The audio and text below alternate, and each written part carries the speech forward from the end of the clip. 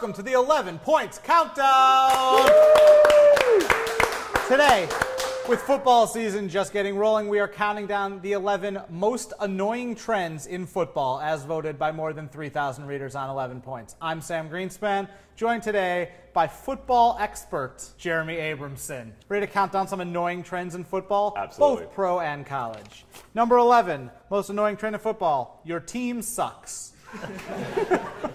See, it seems like football is the wrong sport to bitch about that, unless you're, like, say, from Cleveland or something like that. Or maybe if you went to Northwestern. The team that won the Super Bowl went 8-8 last year, right? So complaining about how your team sucks doesn't make a whole hell of a lot of sense. Everyone thinks their team could go 16-0 or 0-16. Right. And so, but within a few weeks, we're all going to know that our team sucks, and that's why I think this got here so quickly. Number 10, most annoying trend in football: colleges scheduling weak non-conference games. That's a funny topic right there. That's why I like that one. That's good. That's good humor stuff. I mean, it's football. There's going to be an unbalanced schedule. The Patriots are clearly one of the best teams in the NFL, and they have a ridiculously easy schedule. So it makes sense that Alabama would schedule to fry. Everyone's doing the cheap win, and it sort of devalues it unless you have a great moment when like Michigan loses to Appalachian State. Great moment. Yes. But number 9, most annoying trend in football: players getting injured in preseason games. What else are you going to do? I mean, players get injured all the time. When people play football, people get injured. Well, I think the problem is now that safety is the priority in football now, but yet they still do 4 preseason games where people get hurt every single time. Right. So it's like, are we keeping them safe, or do we desperately need to get the revenue from these 4 crappy preseason games where you've got like the 15th string quarterback at the end throwing to like the janitor? Number 8, most annoying trend in football: colleges trying to get attention through crazy colored turf. Does anyone do that other than Boise State? Yes, well that's the thing. So Boise did that, had this blue turf, and then all of a sudden Boise State became really good. Right. So then everyone was like, so that's a causation correlation kind of thing, right? Exactly. So then, like, Eastern Washington went all red and like bright red. Did you know that before this list? Yeah. Oh, okay. Yeah, I didn't know Eastern Washington had a football team. Sorry, Eastern Washington. Like, if you turn on a Boise game, you can't watch that for that long. It affects you. And the Smurf turf, that's not even manly. Come on, football's a manly game. Let's hit manly grass. I agree. Number 7, most annoying trend in football: the annual delusions of Notre Dame fans. And are there many?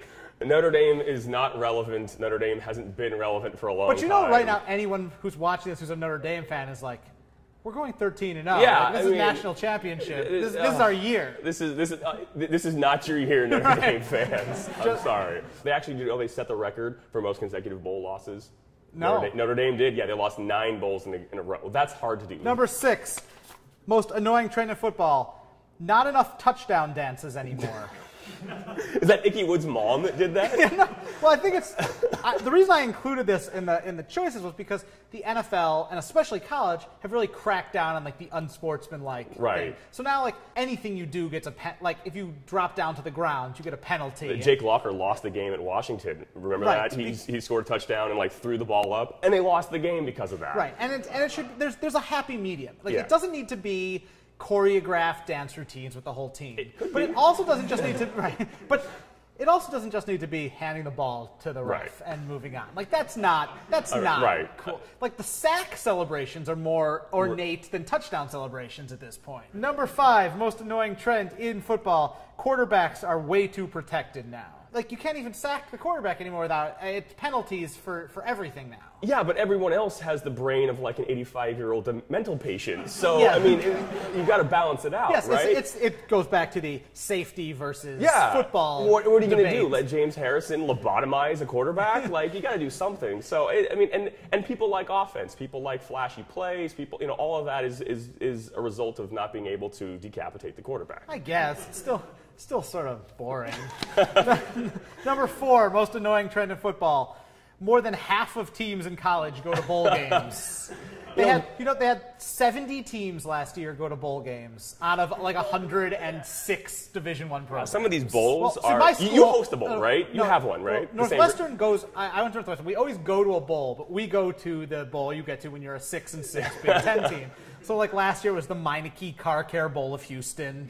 And like, that's a great bowl. That exists. But, and in the past, we've gone to the Little Caesars Pizza Bowl. And wow. So this is a Northwestern's recent bowl history. Horrible swag for those bowls, I can only imagine. Right. Because like the best bowls, you get like a Rolex watch and like a new BMW. But some of the other bowls, you literally get like a side of chips or something like that. Like you get nothing. Number 3, most annoying trend in football. That there's still not a real college football playoff. Give it a couple of years. The BCS sucks, but the crazy thing about the BCS is why it sucks. The BCS sucks because people want to protect the sanctity of the Meineke Car Care Bowl, which the steep tradition of the Meineke Car Care Bowl. We can't walk over that. I think I'm more annoyed by people complaining about how there's not a playoff than the fact that there's not a playoff. Yes. The whining is worse than the system. Absolutely. It's like people bitching about being single on Valentine's Day. Number 2, most annoying trend in football, the obsession with Tim Tebow. So I'm a Broncos fan, so I know from firsthand this whole Tim Tebow thing. I'm also a Jew, which makes my allegiance is very, very... very weird. I think that the underlying thing with the Tim Tebow issue is people just want to know if he's sincere. But we're all waiting for him to be some like child murderer or something like. We're waiting for him to be some crazy person. We're waiting for that like Tiger Woods moment. Yeah, from exactly. Tim Tebow, right, exactly. When all of a sudden the 180 snaps. happens, or like Chris Brown moment. Yeah, where all of a sudden like that one, like they do one thing and it forever changed. Right, like, exactly. We knew it all along. Exactly. Which he's probably gay, but I mean, it's. And the number 1 most annoying trend in football is fantasy football overwhelming everything. Such a deserving number 1. Absolutely. First they ignored it. Now they've adapted everything to it. Like they flash fantasy updates on the screen during games as opposed to like the scores of the games. Yeah, they're saying that like Mark Sanchez is 15 for 40 with 210 yards, and you're like, that's 17 points. Right. I mean, come on. So I agree completely with that pick. Absolutely. That's it for our most annoying trends in football list. Enjoy the season. Jeremy Abramson, everyone. You can check out Jeremy's other work. I don't know. His USC doctorate program. He's very funny. You can find the full results of this poll at 11points.com. Please take a moment to subscribe to our YouTube channel and check out 11 Points because top 10 lists are for cowards. Thank you.